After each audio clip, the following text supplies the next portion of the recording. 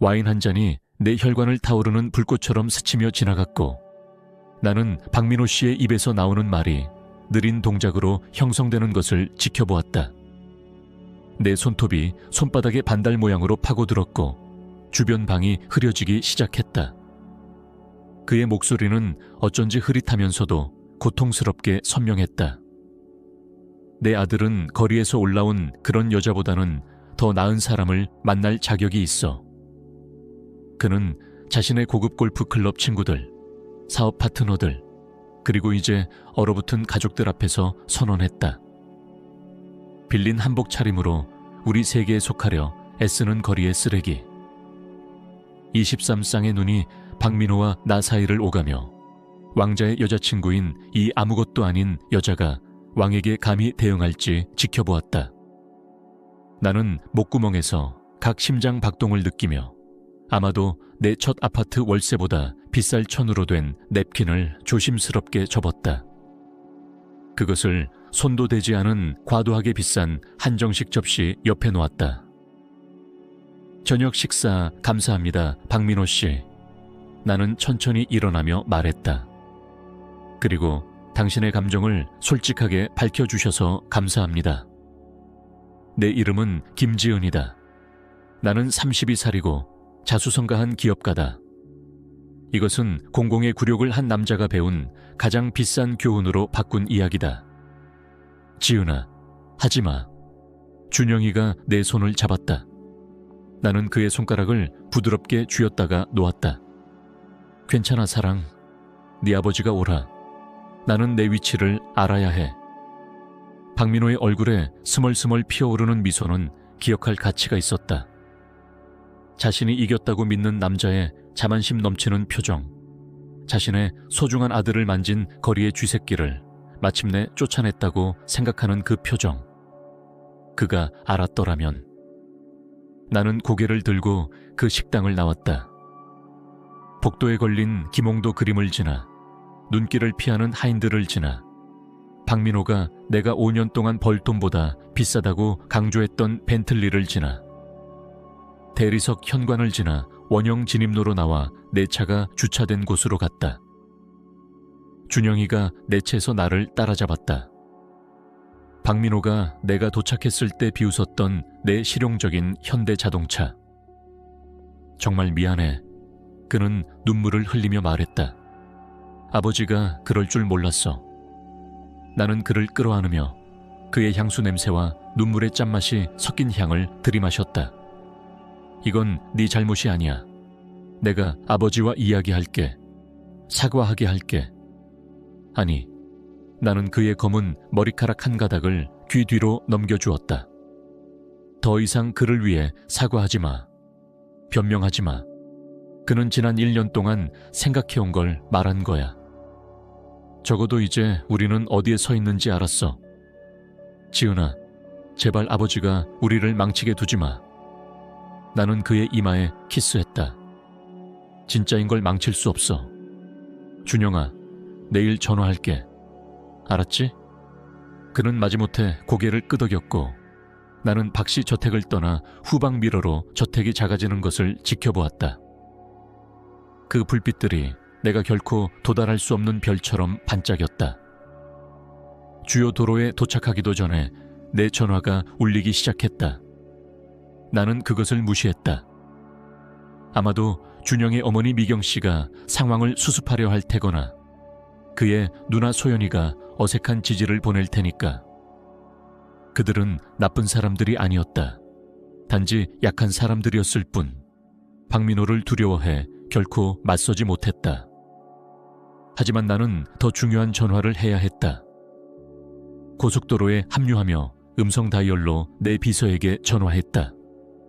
은미야, 늦은 시간에 미안. 지은 사장님, 괜찮으세요? 은미는 내가 세상에 알려지기 전부터 6년 동안 함께했다. 그녀는 내 기분을 책처럼 읽을 수 있었다. 한림그룹 합병 취소해. 침묵. 그러고 나서 사장님, 월요일에 서명할 예정이었어요. 실사 완료됐고 자금 조달도 확보됐어요. 알아. 취소해. 종료 비용만 해도 비용은 상관없어. 오늘 밤 그들의 법무팀에 통지 보내. 기업 문화와 비전의 불일치로 인용해. 지은아. 은미가 형식성을 버렸다. 그녀가 내가 실수한다고 생각할 때만 그렇게 했다. 이건 2조 원 규모의 거래예요. 저녁 식사에서 무슨 일이 있었어요. 그가 나를 쓰레기라고 불렀어. 사람들 앞에서 나 같은 사람이 그의 가족이나 사업에 어울리지 않는다고 분명히 했어. 그 개자식. 은미의 손가락이 키보드를 두드리는 소리가 전화로 들렸다. 1시간 안에 법무팀이 종료 서류를 작성할게요. 금융 언론에 유출할까요? 아직 아니야. 먼저 공식 통지를 받고 깨어나게 해. 내일 정보까지 미디어에 넘겨. 기꺼이요 사장님. 다른 건요? 나는 잠시 생각했다. 네. 월요일에 동방그룹과 미팅 잡아. 한림그룹이 안 판다면 그들의 가장 큰 경쟁자가 팔지도 모르지. 그의 라이벌을 사는 거예요. 왜 안 돼? 쓰레기는 함께 붙어야 하니까. 그렇지? 나는 전화를 끊고 나머지 길을 펜트하우스로 조용히 운전했다. 서울의 불빛이 스치며 지나갔고 각 불빛이 쉼터에서 잤던 아이에서 얼마나 멀리 왔는지 상기시켜 주었다. 박민호는 나를 안다고 생각했다. 그의 아들을 만나는 여자가 어떤 여자인지 충분히 조사했다고 믿었다. 그는 내가 가난하게 자랐다는 걸 알았고 14살에 일을 시작했다는 걸, 전문대와 대학을 순수한 결의와 과도한 카페인으로 이수했다는 걸. 그가 모르는 건 그가 무시한 그 투쟁하는 아이가 그림자 속에서 기업 제국을 세웠다는 거다. 그의 회사가 기술 시대에 생존하기 위해 필사적으로 합병하려는 크로스 테크놀로지가 내 거라는 걸. 내가 지난 10년 동안 특허를 인수하고 인재를 빼오고 업계의 킹메이커가 되기 위해 전략적으로 위치를 잡았다는 걸. 그는 몰랐다. 왜냐하면 내가 지주회사와 신뢰하는 임원들을 운영의 얼굴로 사용하며 조용히 유지했으니까. 나는 일찍 배웠다. 진짜 힘은 과소평가되는 데서 온다는 걸. 박민호 같은 허풍쟁이들이 모든 카드를 쥐고 있다고 믿게 하는 데서. 건물 주차장에 들어서며 내 전화가 불이 켜졌다. 한림그룹 CF 이태호로부터 온 전화. 예상보다 빨랐다. 그는 이전 합병 논의에서 긴급 사안으로 연락처를 교환했다. 지은 씨, 태호예요. 늦은 시간에 죄송하지만 크로스 테크놀로지로부터 합병 계약 종료 통지를 받았어요. 실수일 거예요. 실수 아니에요, 태호 씨. 하지만 월요일에 서명할 거였어요. 이사회가 이미 승인했고 주주들이 기대하고 있어요. 그럼 이사회가 그걸 생각했어야죠. 그들의 CEO가 오늘 밤 저녁 식사에서 나를 공개적으로 모욕하기 전에. 침묵. 그러고 나서 조용히. 박민호가 무슨 짓을 했어요? 직접 물어보세요. 그의 버전을 말할 테니까. 좋은 밤 되세요, 태호 씨. 나는 전화를 끊고 펜트하우스로 향해 스카치를 따르고 발코니에 앉아 도시가 잠드는 걸 지켜보았다. 어딘가에서 박민호의 저녁이 망가지고 있을 터였다. 그가 즉시 연결 지을지, 아니면 그가 무시한 쓰레기가 그의 회사가 다음 회계 연도를 생존하는 데 필요한 한 가지를 통제한다는 걸 깨닫는 데 시간이 걸릴지 궁금했다. 내 전화가 울렸다. 준영이 전화. 나는 보이스메일로 넘겼다. 그의 아버지에 대한 분노를 그에 대한 사랑과 분리할 자신 없어서. 그는 교차포화에 끼일 자격이 없었다. 하지만 일부 전투는 피할 수 없었다. 아침까지 내 전화에 47개의 부재중 전화가 기록됐다. 박민호가 직접 6번 시도했다. 그가 쓰레기라고 선언한 사람에게 반복적으로 전화하는 건 그를 죽일 테니까. 나는 아침 식사를 하며 분기보고서를 검토하다 은미로부터 전화를 받았다. 금융 언론이 합병 종료를 알았어요. 블룸버그가 성명을 원해요. 크로스 테크놀로지가 우리의 가치와 미래 비전에 더 잘 맞는 다른 기회를 탐색하기로 결정했다고 해. 모호하고 파괴적이지. 좋아요. 그리고 박민호가 로비에 있어요. 나는 거의 커피를 뿜을 뻔했다. 여기 있어. 20분 전에 왔어요. 보안이 당신 승인 없이 올라오게 안 하지만 꽤 장면을 만들고 있어요. 쫓아낼까요? 아니, 올라오게 해. 하지만 회의실에서 30분 기다리게 해. 아침 먹는 중이야. 악마시네요. 불편한 의자가 있는 시 회의실 준비할게요. 45분 후 나는 회의실로 들어가 박민호가 전날 밤보다 훨씬 덜 위압적으로 보이는 걸 발견했다. 그의 완벽한 머리는 헝클어졌고 맞춤 양복은 구겨졌다. 저녁 식사를 왕처럼 군림하던 남자가 이제 절박한 CEO로 회사의 미래가 증발하는 걸 지켜보는 모습이었다. 지은 씨, 내가 들어서자 그는 일어났고 그게 그에게 얼마나 비용이 들었는지 보였다. 봐주셔서 감사합니다. 나는 악수 없이 앉았다. 5분 줄게요. 그는 자존심을 깨진 유리처럼 삼켰다. 어젯밤에 사과드려요. 내 말이 부적절했어요. 부적절. 당신의 전체 사교계 앞에서 나를 쓰레기라고 불렀어요. 당신 집에서, 당신 테이블에서, 당신 손님으로서, 당신 아들의 여자친구로서 나를 모욕했어요. 취했었어요. 아니, 나는 말을 끊었다. 솔직했어요. 술 취한 말은 맨정신 생각이야. 준영이가 우리를 소개한 순간부터 나를 아래로 봤어요. 마침내 소리내 말한 거예요. 박민호의 턱이 긴장됐다. 절박한데도 그의 경멸을 완전히 숨길 수 없었다. 뭐 원하세요? 사과. 해요. 공개 성명. 할게요. 그냥 합병이 이루어져야 해요. 당신도 알잖아요. 왜 이루어져야 해요? 나를 근본적으로 무시하는 사람과 왜 사업해야 해요? 박민호의 얼굴이 붉어졌다. 사업이니까. 개인적인 게 아니에요. 당신이 개인적으로 만들었을 때 모든 게 개인적이에요. 나는 일어났다. 나 조사했죠. 배경 파헤쳤어요. 고아원, 무료급식 프로그램, 교과서 사기 위해 창고 야간 근무. 그는 마지못해 고개를 끄덕였다. 하지만 거기서 멈췄어요. 내가 어디서 왔는지 보고 그게 나라고 가정했어요. 내가 어디로 가는지 보지 않았어요. 나는 창가로가 도시 아래를 가리켰다. 크로스 테크놀로지가 성공한 이유 알아요, 민호 씨? 좋은 제품 때문이요. 내가 배고픔을 기억하기 때문이에요. 무시당하고 간과되고 과소평가된 걸 기억해요. 우리가 고용하는 모든 사람, 하는 모든 거래, 개발하는 모든 제품에서 기회를 창출하는지 아니면 특권을 보호하는지 물어요.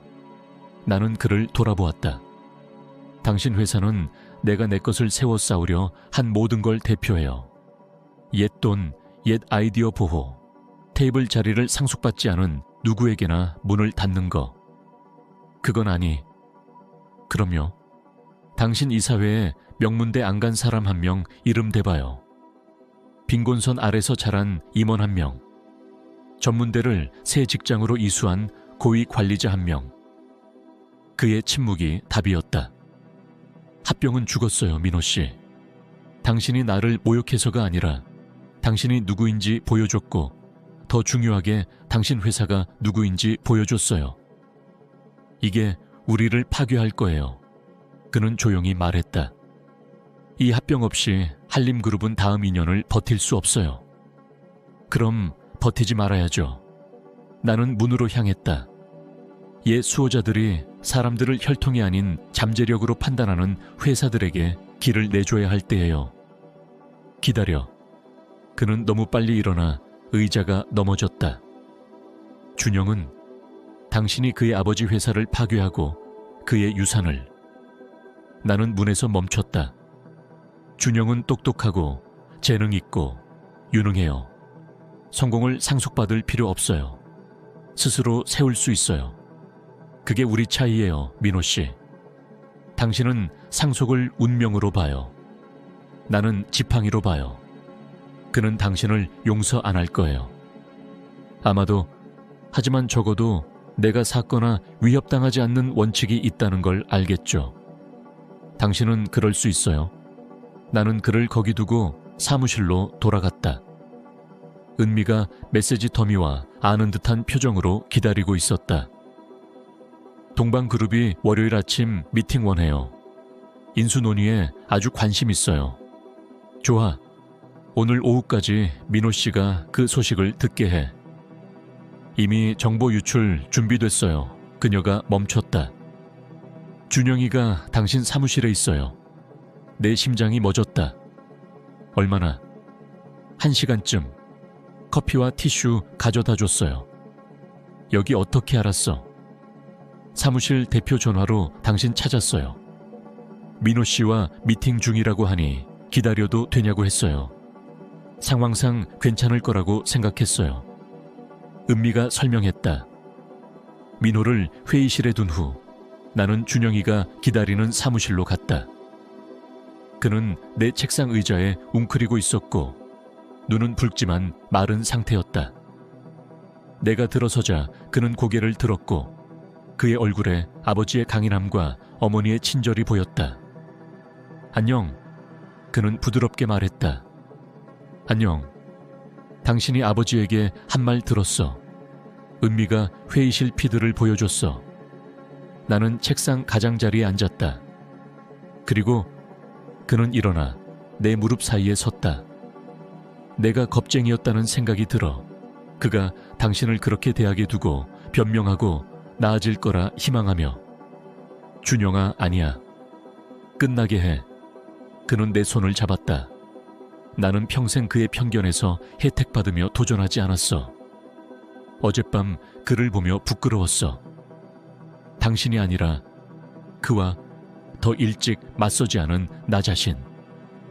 무슨 말 하는 거야? 당신이 나를 받아준다면 가족의 돈이나 연결이나 조건부 승인 없이 당신과 새로 시작하고 싶어. 나는 그를 끌어안았다. 확실해? 그가 한 말 중 하나는 맞아. 그 유산 포기는 작은 일이 아니야. 그는 웃었고 그건 며칠 만에 들은 가장 아름다운 소리였다. 김지은, 당신은 아버지가 무례해서 2조 원 합병을 종료했어. 돈 부분은 어떻게든 될 거야. 사랑해. 나는 그 어느 때보다 진심으로 말했다. 나도 사랑해. 아버지에게 기업 전쟁을 선포했어도 특히 그 때문에 그는 동의하며 내게 키스했다. 내 전화가 울렸다. 다시 은미. 사장님, 박민호가 긴급 이사회 소집했어요. 우리 소식통에 따르면 그들이 당신에게 직접 연락하려 해요. 그의 머리 위로. 나는 스피커로 켰다. 크로스 테크놀로지가 새 리더십에 한림그룹과 합병 논의할 의사가 있을 수 있다고 해. 새로 강조. 준영의 눈이 커졌다. 아버지를 그의 회사에서 쫓아내려는 거야. 이사회에 선택권 줄 거야. 진화하거나 멸종하거나.